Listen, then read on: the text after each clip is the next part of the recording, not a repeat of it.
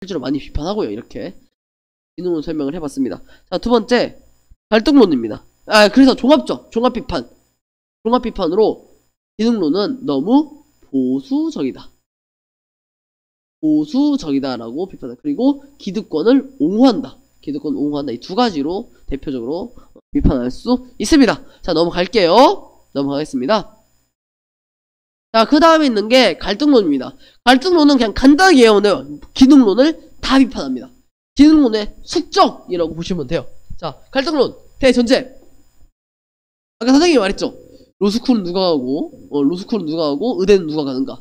다 부자들만 간다. 그래서 자기들의 기득권을 보호하려고 한다. 그게 바로 기능론이 말하는 사회적 합의다. 자기들의 기득권을 보호하기 위해서 사회적으로 합의했다라고 핑계댄다. 이런 류의 말을 했잖아요. 그래서 사회적 합의란 말 자체에 대해서 그건 다 기득권을 보호하기 위한, 사회적 합의란 것 자체가 기득권을 보호하기 위한 논리다 라고 비판한 게 누구냐? 갈등론이에요. 왜 그렇게 비판을 했는지 보도록 하겠습니다. 대전제, 사회는 사회적 희소가치, 사회에서 얼마 없는 거, 돈, 명예, 권력을 가진 놈이 지배집단이 됩니다. 이 사람들이 지배집단이에요. 그리고 못 가진 사람들이 피지배집단, 지배당하는 집단입니다. 이 두 사람이 갈등하고 있어요. 그래서 갈등론이에요. 자, 보면 세상은요, 가진 놈과 못 가진 놈으로 나눠져 있어요. 가진 놈이 못 가진 놈을 그 가진 거 조금씩 떼어주면서 지배한다는 얘기예요. 그런데 못 가진 사람도 바보는 아니거든요. 내가 돈이 없지, 지식이 없는 건 아니야. 돈이 없지, 가오가 없는 건 아니야. 내가 언제까지나 이렇게 지배당하면서 살 순 없어. 어떻게 할까요? 혁명을 일으킵니다. 자, 이거 볼게요. 결국 사회란 조화와 균형이 이루어진 게 아니에요. 조화와 균형의 평화가 아니라요, 불평등한 세상입니다. 불평등. 사회는요, 기본적으로요, 불평등해요. 어떻게? 잠깐만, 이거 좀 쓰고 얘기합시다. 불평등한 세상입니다. 어떻게 불평등할까요? 현대사회는요, 불평등합니다. 어떻게? 지배집단과 피지배집단으로 나뉘어서 불평등해요. 지배집단은 사회적 합의라는 아주 이상야릇한 이야기를 통해서 부, 명예, 권력을 다 가지려고 하고요. 피지배집단은 그냥 아무것도 없어요. 어떡해요.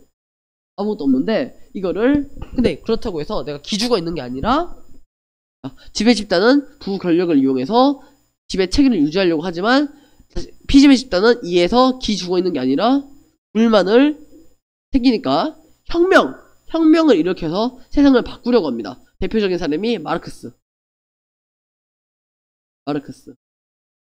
이 사람이 대표적인 사람이고요. 또 있는 게 그쪽 마르크스 계통의 학자들, 뭐 엥겔스, 마르크스의 친구였던 엥겔스라든가 아니면은 월러스틴이라고 저 뒤에 있는 사람, 세계화에서 나오는 사람인데, 월러스틴 뭐 이런 사람들 또 있나? 많은데? 다 외우고 있었는데 기억이 안 나네요. 어쨌든 이런 사람들이, 예, 갈등론자.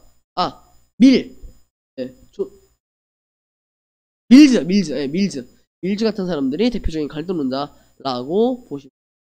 뭐 어쨌든 전제는 이겁니다. 세상은 지배계급과 피지배계급으로 나뉘었고, 지배계급은 기존의 지배체계를 유지하려고 하고, 피지배계급은 지배체계를 뒤집어 엎으려고 한다 라고 보시면 되겠습니다.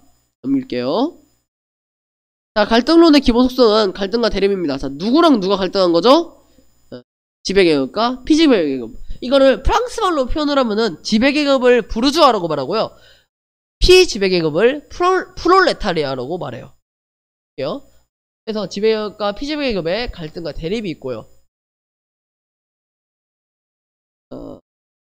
그래서 갈등과 대립이 있습니다. 자, 그래서 얘네들은요, 언제나 이 사회에서 언제나 있어요. 이상한 게 아니에요. 자, 기능론에서는요, 이런 갈등과 대립이 발생했잖아요. 기능론에서 만약에 갈등과 대립이 발생했다고 하면은 그 이유는 뭐냐면요, 기능이 제대로 발생 안 했기 때문에요. 그 기능을 해야 되는 사람이 일을 제대로 안 하니까 지들끼리 갈등이 일어나는 거예요. 기능끼리 혹은 기능 내부에서 갈등이 일어나는 건데, 그래서 이거는 비정상적인 병에 걸린 그런 상황이라면은, 갈등론은요, 애당초로 세상이 그렇게 조화롭지 않아요. 조화롭다고 생각하는 건요, 그건 다 허상이에요. 그건 다 거짓말이에요. 세상은요, 애당초 불평등하기 때문에 언제나 싸우고 있는 상태입니다. 언제나 싸우고 있는 상태예요. 언제나 싸우고 있는 상태예요. 그렇기 때문에 갈등과 대립하는 건요, 전혀 이상한 게 아니에요. 오히려 당연한 겁니다. 자, 근데 왜 갈등이 일어나느냐 하면은 얘 때문에 그래요. 사회 통합이 거짓말이라서 그래요. 이 사회 통합은 거짓말이에요. 왜 거짓말이냐? 지배 집단이 피지배 집단을 억압하여 강제적으로 이루어진 거거든요. 사회 통합 뭐야? 기능론에서 사회 통합이라면 뭘까요? 이게 조화와 균형의 결과거든요. 네, 조화와 균형의 결과란 말이에요, 이게. 근데 애당초에 조화와 균형이 누구를 위해서, 아까 그 기능론 비판한 거 있잖아요. 그 사회적 합의에 대한 비판. 누구에 의해서 이루어졌다? 기득권에 의해서 이루어졌다. 기득권에 의해서 기득권들이 피지배 집단을 억압하면서 강제적으로 이루어진 거짓된 평화란 얘기죠. 거짓된 조화고 거짓된 사회 유지란 얘기예요. 잘못됐다는 얘기예요. 그렇기 때문에 그래서 애당초 강제적으로 이루어진 거고, 이 사회통합 조화라는 말 자체가 거짓말이니까 각 부분의 역할의 합의라는 말도 뭐겠어요? 당연히 기능론에서 각 부분의 역할이 합의됐기 때문에 조화가 이루어졌고, 사회가 통합됐고, 각 기능으로서 통합이 됐으니까 조화가 이루어졌으니까 유지가 된 거죠. 그런데 각 부분의 역할이란 말 자체가 거짓이란 말은, 사회통합이란 말 자체가 거짓이라는 얘기는 당연히 사회를 통합시키는 각 부분에 대한 역할에 대한 합의도 거짓말이라는 얘기고, 사회 유지란 말 자체도 거짓말. 누굴 위한 거짓말? 기득권을 위한 거짓말. 개소리라는 얘기가 되겠죠. 이거는 지배 집단의 논리에 따라서 규정된 거다라고 말하면 되겠습니다. 자, 여기 나오죠. 의사가 환경미화보다 많은 돈을 받는 건요, 의사 집단이 유도한 겁니다. 의사 집단이 유도한 거예요. 이렇게 본다. 선생님이 이렇게 생각한다는 게 아니라요, 갈등론에서 이렇게 본다고요. 선생님은 뭐 의사를 비하하거나 환경미화원분들을 비하할 생각이 전혀 없어요. 입니다. 그렇다고요. 이 이론에 따르면 그렇게 본다. 선생님이 어디에 좀 더 가까운 사람일 것 같나요? 어디에 좀 더 가까운 사람일 것 같나요? 저는 뒤에 나오는 상징적 상호작용론까지 보고 여러분이 선생님이 어디에 가까운 것 같은지 우리 구글 클래스룸 있죠? 거기에 댓글로 달아주세요. 자, 계속 볼게요. 갈등론입니다. 갈등론의 한계예요. 자, 갈등론은요, 이 사회가요, 사회 문제가 해결되지 않는 이유를 잘 설명해요. 왜 해결되지 않아요? 지배 집단과 피지배 집단의 갈등이 해결되지 않으니까. 사회적 희소 가치의 분배가 공정하게 이루어지고 있지 않으니까 계속 갈등하고 있는 거예요. 반대로 기능론은요, 아까 사회 병리 현상이라고 했죠. 사회 문제 현상이 해결된다 봐요, 언젠가. 이 기능이 잘 해소되면은. 근데 잘 보시면은 우리나라에서 있죠, 조선시대부터 현대사회까지 불평등이 해결 안 됐어요. 언제나 잘 사는 사람들이 잘 살았단 말이야. 이런 거. 그 대한민국 있죠. 대한민국이 이승만 때부터 지금까지, 그러니까 1945년에 광복을 하잖아요. 그리고 정부가 1948년에 생겼어요. 그로부터 지금까지 약 거의 60년 동안 경제성장이 꾸준히 해가지고 GDP가 10위까지 갔는데, 그럼에도 불구하고 사회 불평등 문제는 해결되지 않았어요. 왜일까요? 기능론은 이거 설명할 수 있을까요? 기능론은 언젠가 사회 문제가 각 기능이 제대로 작동을 하면 해결될 수 있다며. 기능론 입장에서는요, 대한민국은요 굉장히 괜찮은 사회예요. 왜? 교사가 제대로 가르치고 있고, 우리나라는 의무교육을 통해서 중학교까지 의무적으로 가고요, 임용시험을 통해서 된 훌륭한 선생님들이 학생들을 가르치고 있거든요. 네, 교육 제대로 하고 있고요. 우리나라 의사들 얼마나 유능합니까? 제대로 스스로 다 하고 있어요. 오죽했으면 의료관광 이런 걸 옵니까? 그리고 경찰들, 우리나라 경찰들 일 겁나 잘하거든요.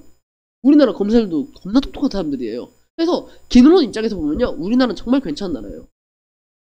우리나라는 조화와 균형이 나름대로 잘 이루어지고 있는 나라란 말이지. 그러면 우리나라에서 일어나는 사회 문제는 언젠간 해결됐어야 되는 문제죠. 맞죠?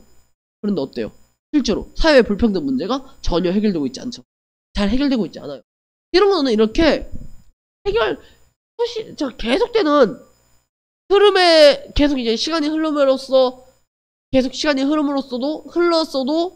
해결되지 않는, 경제가 분명히 성장해서 나라가 부자가 됐음에도 불구하고 이렇게 해결되지 않는 문제에 대해서 제대로 설명해내지 못한다면은 갈등론은 걸 설명할 수 있어요. 어떻게? 지배와 피지배 관계를 통해서. 아무리 나라가 돈이 많더라도, 경제가 많이 발달했음에도 불구하고 애당초 지배, 피지배 관계의 갈등이 해결되지 않았기 때문에, 사회적 희소가치를 재분배하는 문제가 해결되지 않았기 때문에 문제가 그 사회 불평등 문제가 해결되지 않는다라고 말을 하는 거죠. 그래서 이런 문제를 이해하는 데 분명히 유용합니다. 사회 갈등 문제를 이해하는 데 분명히 의미가 있는데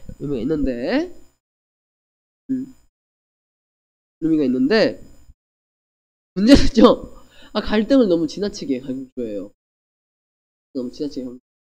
만약에 이 갈등론의 모든 이론이 그냥 다 맞는 말이라 칩시다. 그럼 우리 사회는 어떻게 돼야 돼요? 아까 갈등이 일어나니까 결국 무슨 일이 일어난다고? 혁명이 일어난다고 했죠. 혁명이 일어났어야죠. 진작에 혁명 일어나서 돈 많이 버는 사람들 다 죽창으로 찔렀어야죠.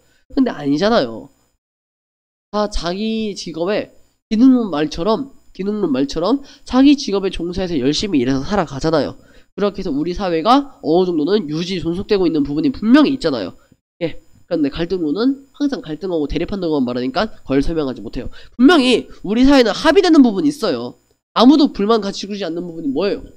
시험 봐서 합격하는 거, 정시나 수시로 열심히 공부해서 대학 가는 거, 그리고 시험 봐서 선생님 되고 경찰 되는 거. 여기서 아무도 뭐라고 안 해요. 분명히 이건 우리가 합의한 부분이 맞아요. 그런데 너무 갈등만 강조하다 보니까 이런 부분을 괄시한다 할 수 있습니다. 두 번째, 개인의 역량을요 너무 무시해요. 우리는 있잖아요, 개인이 사람이란 게 있잖아요. 구조 속에서 지배 집단, 피지배 집단으로서 이 둘의 이익은 서로 양립할 수 없단 말이 있어요. 이 둘의 이익은 서로 양립할 수 없다라는 말이 있거든요. 이 말이 무슨 말이냐면은, 지배 집단은요 자신의 기득권을 없나? 네, 없네요. 없네. 자, 전 페이지를 볼게요. 일단 전 페이지를 봅시다. 아재 특 이런 말 하는데 노래 부름.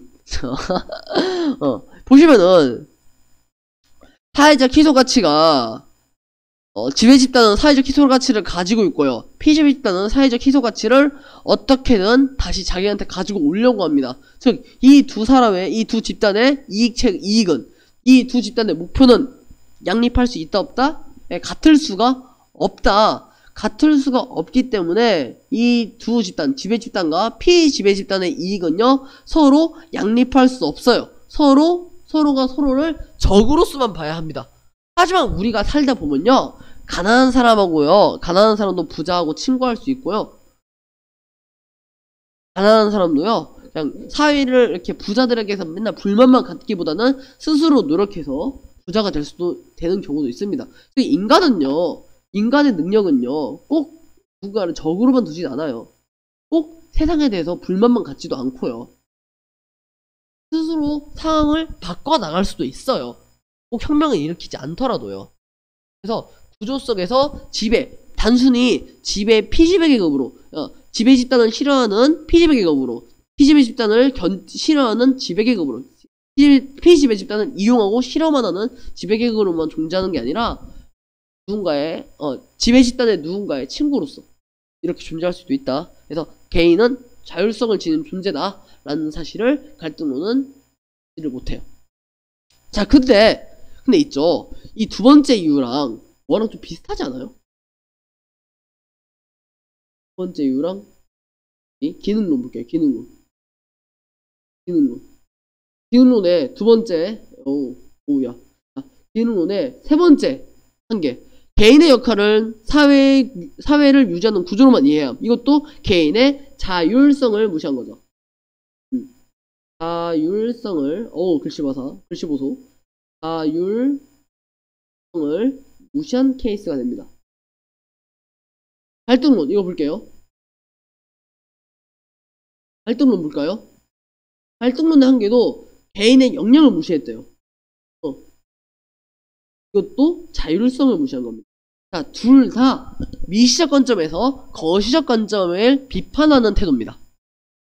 이제 미시적 관점에서 거시적 관점을 비판할 때 항상 나오는 게 뭐냐면은 개인은 자율적인 사람이다. 단순히 정책이나 제도, 뭐 지배집단의 이익을 담보하는 정책, 사회의 조화 균형을 유지하는 이 정책들로만으로는 개인의 행동을 설명할 수 없다라고 말합니다. 그게 거시적 관점의 한계예요. 그래서 이 분명히 갈등론과 기능론은 서로가 서로에게 반대되는 개념이긴 하지만 개인의 역량을 무시한다. 개인의 자율성을 간과한다라는 단점을 공유하고 있다. 반드시 알아두시기 바랍니다. 수고하셨습니다. 여기까지 할게요. 많이 했다.